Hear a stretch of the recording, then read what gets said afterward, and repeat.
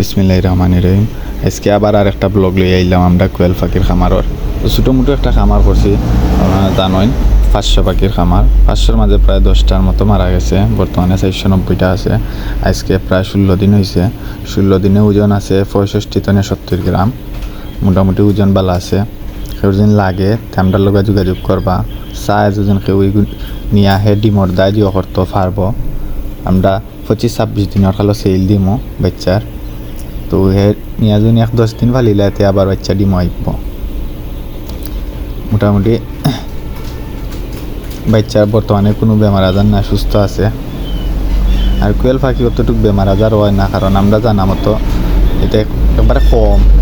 আমরা যত টাইনছি বাচ্চাগুলো আমরা কইছে পয়লাও 3-4 দিন আপনারা একটু দীক্ষা শূন্য রাখা লাগে, ছাতার নিচে রাখা লাগে দীক্ষা শূন্য, বাদে আবার অত জিও লাগে না।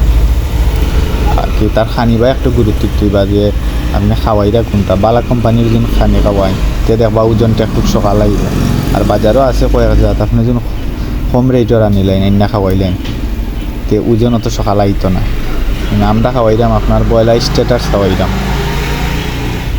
এটা বর্তমানে বাজারও একটা মানবালা আছে, একটা দেখতে আরেন খাওয়াই। আর ডিমর দায় যদি নেই তো লেয়ার লেয়ার খাওয়াই দিবা।